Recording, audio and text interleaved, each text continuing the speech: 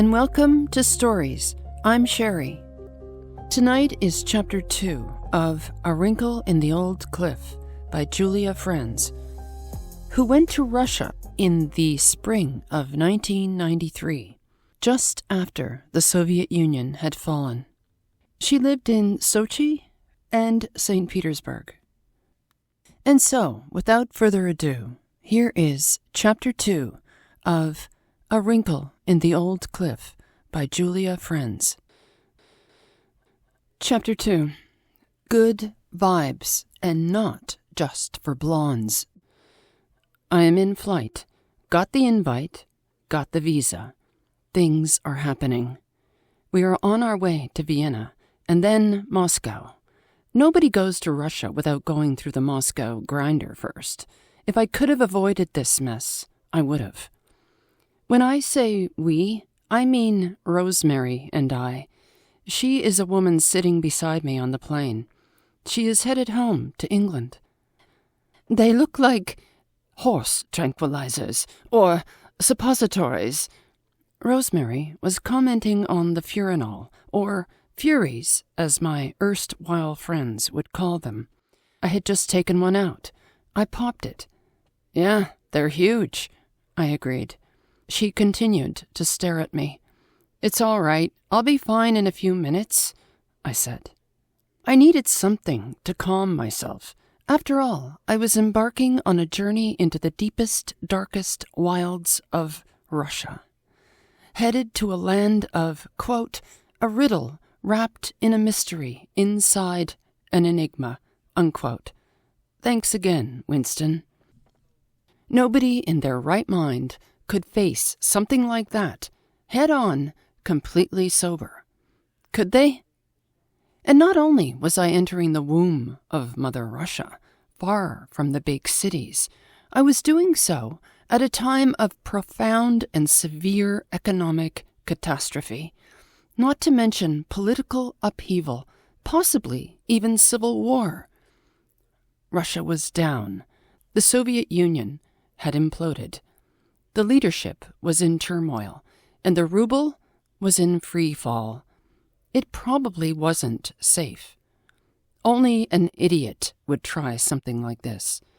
Add to all the ruination and breakdown of a whole country and what that looks like. There was a war going on right beside Sochi. Rosemary was telling me about her son-in-law, Ovid. It seemed that he had a severe gastrointestinal problem, resulting in the expulsion of gas that was much louder than normal. One time, he was visiting a small European town somewhere and had suddenly felt the need to relieve this pressure. He did so, but at the same time, startled the wits out of a man sitting in his car at the end of a long, cobblestoned lane. The man was actually somewhat unhinged by this sudden explosion and complained to the son-in-law. Ovid went to see a doctor shortly after this incident. After finishing this story, Rosemary jumped up and ran to the restroom to vomit. This was the third time she vomited. She said she had never been sick on a plane before. I wonder what got into her. I was fine, though. In fact, I was more than fine. I was having the time of my life, laughing my head off at her stories. I felt relaxed and happy. Rosemary also passed out once before we got to Vienna. That was alarming, but she quickly came to. I don't know what was wrong with her, but she said she was grateful to have such a calming presence and overall benign character as myself sitting next to her. Remember, barbiturates not only benefit the person taking them, they also radiate out their peace and goodness to those in the immediate vicinity. Nice vibes all around. You are welcome, Rosemary. We landed in Amsterdam and hung around together until it was time to part. I was reluctant to say goodbye to her. She was the last link with my home. Now it was on to a place I'd never been, and to live with people I'd never met. I sat with a man from Spain on the flight to Moscow. He wasn't half as fun as Rosemary was. It took a whole hour to get through Russian customs. Ugh! And they kept staring at me, fierce-looking young men, guards of the border of the fatherland. It took forever. After finally clearing customs, I walked out into the airport, where a group of men were waiting for our flight and holding up signs.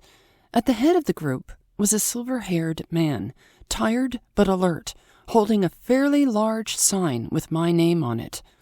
I hurried over, absolutely ecstatic that my lift was here. I smiled and introduced myself with such a flood of relief that I would not be set adrift alone in Moscow. He seemed confused and did not return my smile. Instead, he said to me in Russian, "You are not blonde." I looked at him and wondered where he would ever get such an idea, and if this meant that I wouldn't get a ride. All I could do was point out the obvious. "No, I'm not blonde," I said.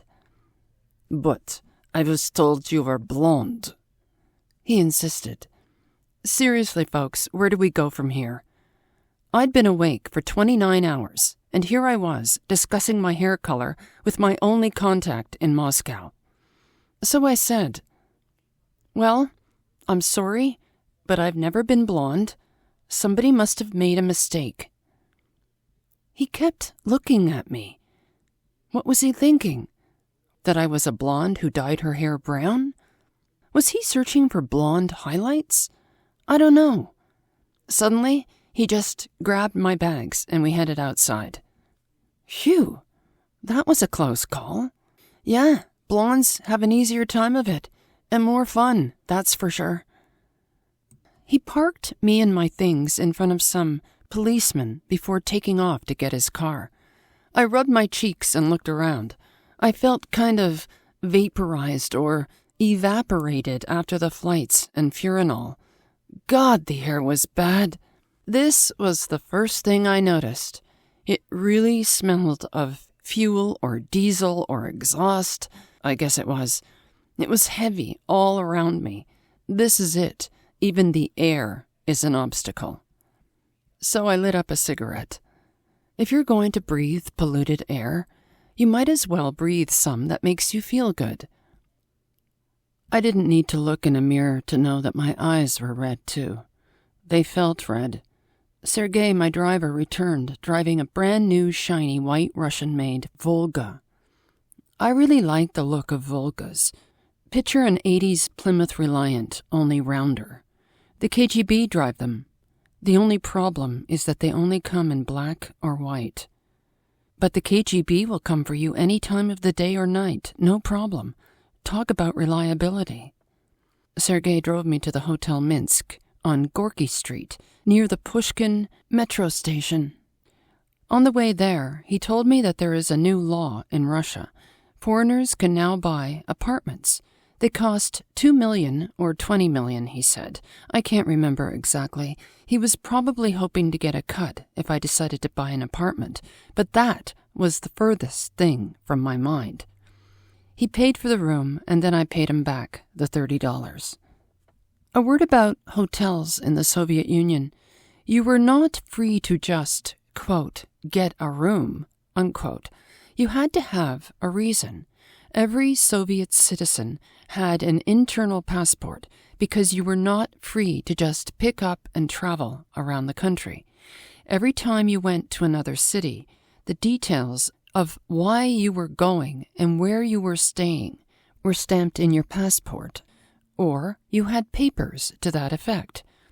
Usually, the only reason why you would need a hotel room was if you were traveling on business, and you would show the letter from your employer in order to get the room.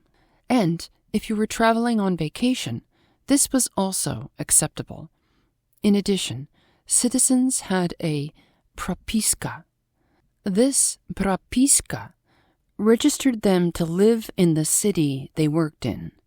If you lived and worked in Moscow, and that is what your propiska showed, then you could not, under any circumstances, get a hotel room in Moscow, simply because you obviously already had a place to live in Moscow. So why would you need a room? Why indeed? For the record, $30 for a room is rather steep when you consider that the average Russian, if and when they pay for a room, would pay around $5. Sergei also changed some money for me. This is illegal, but everyone does it. And since he is a colonel in the Kremlin, nobody will question it. He said he'd be back at 6:30 tomorrow morning to take me to the airport. Only this time it was a different airport. There is one airport for international flights and foreigners, and there is another one for domestic travel. The authorities had to keep the Soviet citizens separate and apart from any foreign influence. So here I was, alone at last. I could relax. I took some Furanol. Sergei said there was a McDonald's not too far away. I told him I was sick of McDonald's. As a matter of fact, I didn't eat anything that night. I was depleted, no energy to eat. He also said that the Kremlin wasn't too far away. I could walk there. Nope. Wasn't going for a walk either. I lay back and watched the blue paint peel off the high ceiling. Then I realized I could feel the springs through the mattress. I lit a cigarette. It's all right, I said to myself. It's only for one night. I walked into the bathroom, turned on the light, and had a look at the bathtub. It was clean. Thank God for that. But it was in a perfect square, approximately 3 feet by 3 feet. How fucking odd, I said aloud to the furniture, walls, and paint peelings. That was okay, though. I could certainly bathe while sitting. Only you know what the problem with that was? There was no plug. I looked everywhere and could not find a plug. Jesus, what is wrong with you people? I took a bath anyway. It wasn't relaxing because I had to keep shifting under the tap to rinse the soap off. When all that was over, I lay back down on the bed springs, turned on the color TV, and fell asleep. And just in case you were wondering, yes, there was toilet paper, which I came to find out is not always guaranteed, even if you are willing to pay for it. I hope you enjoyed Chapter 2 of A Wrinkle in the Old Cliff by Julia Frenz. May you always find a good book to read, and may all your stories end well. Thank you for listening.